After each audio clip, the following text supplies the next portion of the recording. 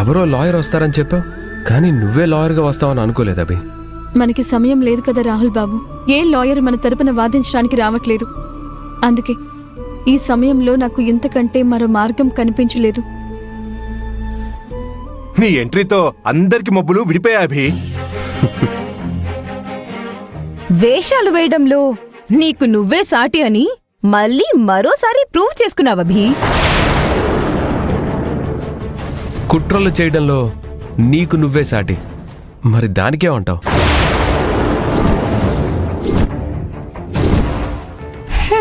కాసేపు నువ్వుండు రాహుల్. మమ్మల్ని అభి యొక్క అభినయాన్ని పొగణ్నివవా? అసలే కొత్త అవతారం ఎత్తి మాకు భారీ షాక్ ఇచ్చింది. నువ్వు అభి గురించి అనవసరంగా ఎక్కువ ఊహిస్తున్నావు కనిష్క.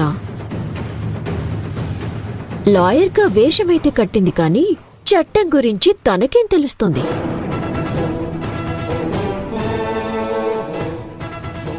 ఏ లాయర్ మీ కేసు తీసుకోకపోతే మాత్రం నువ్వే లాయర్ అయిపోదామనుకున్నావా? వాదించి కేసు గెలిచేద్దామనుకుంటున్నావా? అయినా లా గురించి నీకేం తెలుసని నల్లకోటు వేసుకొని వచ్చేసావు? నువ్వు మా అమ్మా నాన్నని బయటకు తీసుకురావడం కాదు, శాశ్వతంగా లోపలే ఉండిపోయేలా చేస్తావేమో అని భయంగా ఉంది.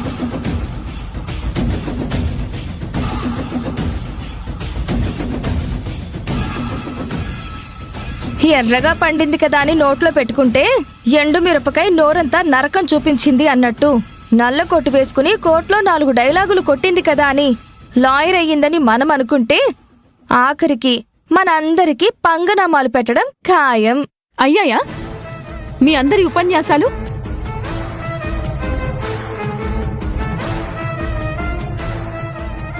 అవును, నేనే నల్ల కొట్టు వేసుకున్నాను. లాయర్గా వాదించటానికే వచ్చాను. ఇది మీరెవ్వరూ ఊహించుండరు. గట్టిగా షాక్ కొట్టి ఏదేదో మాట్లాడేస్తున్నారు. చట్టం గురించి, రాజ్యాంగం గురించి నీకేం తెలుసు? అందుకేగా లాయర్గా నువ్వొస్తే నమ్మబుద్ధి కావట్లేదు. పర్వాలేదు బావగారు, నాకు మీ అందరికంటే కొంచెం ఎక్కువగానే తెలుసు. అదే అభి, నీకు ఎలా తెలుసు అని మా అనుమానం. ఎందుకంటే ఒకప్పుడు చాలా ఇష్టంగా నేను లా చదువుకున్నాను కాబట్టి.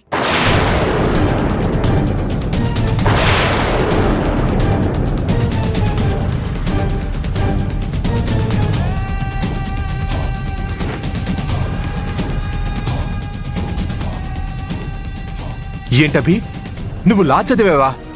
అవునన్నయ్య, పెళ్లికి ముందు నేను లాయర్ అవుదామనుకున్నాను. అందుకే లా చదివి ప్రాక్టీస్ కూడా చేశాను. మా కుటుంబ ఆర్థిక ఇబ్బందుల కారణంగా దాన్ని పూర్తి స్థాయిలో కొనసాగించలేకపోయాను. ఓహో, అద్దా సంగతి. ఎప్పుడో కాలేజ్కెళ్ళి లా పుస్తకాలు తిరిగేసుంటావు. ఇప్పుడు ఆ మిడిమిడి జ్ఞానంతో లాయర్గా వచ్చేసావన్నమాట. నాది మిడిమిడి జ్ఞానమని నువ్వనుకుంటే సరిపోదు కనిష్క. పొడి పొడిగా ఏదో వాదించటానికి నేను లాయర్గా రాలేదు.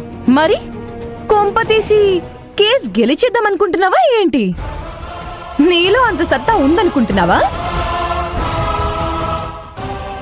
అంత ఓవర్ కాన్ఫిడెన్స్ పనికి రాదవి. ఆత్మవిశ్వాసం ఉంటే ఏదైనా సాధించొచ్చు కనిష్క. నాది ఓవర్ కాన్ఫిడెన్స్ కాదు, సంకల్ప బలం. పొగరుగా ప్రగల్భాలు పలకడం నీకు బాగా అలవాటైపోయిందభి. నాది పొగరనుకో, నేను చెప్పేవి ప్రగల్భాలే అనుకో, కాని అది నా ఆత్మవిశ్వాసానికి ఉన్న బలం. అబ్బో, ఇప్పుడు ఆత్మవిశ్వాసంతో కేసు వాదించి గెలుస్తాను అంటావు. అప్పుడప్పుడు నువ్వు కూడా కొంచెం తెలివిగానే మాట్లాడతావు కనిష్క. అవును, నా ఆత్మవిశ్వాసంతోనే ఈ కేసు గెలుస్తాను.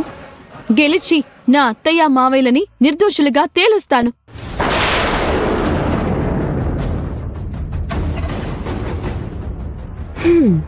అది ఆత్మవిశ్వాసం కాదు అభి, అంధవిశ్వాసం. కోర్టులో వాదించే అందరూ లాయర్లే, కానీ కొందరే ఎందుకు గెలుస్తారు? వాళ్ళకి అనుభవం ఉంటుంది కాబట్టి. ఆ అనుభవం వాళ్ళకి సహాయం చేస్తుంది కాబట్టి. అసలు మీరు అమ్మా నాన్న బయటికి రావాలని కోరుకోవడం లేదా అక్క? అదేంటి రాహుల్ అలా అంటావు? వాళ్ళు బయటికి రావాలని మా తాపత్రయం కూడా. కాని ఈ అభి తనకున్న మిడిమిడి జ్ఞానంతో పెద్దమ్మ పెద్దనాన్నల్ని తానే జైలుకి పంపిస్తుందేమో అని భయమేస్తోంది.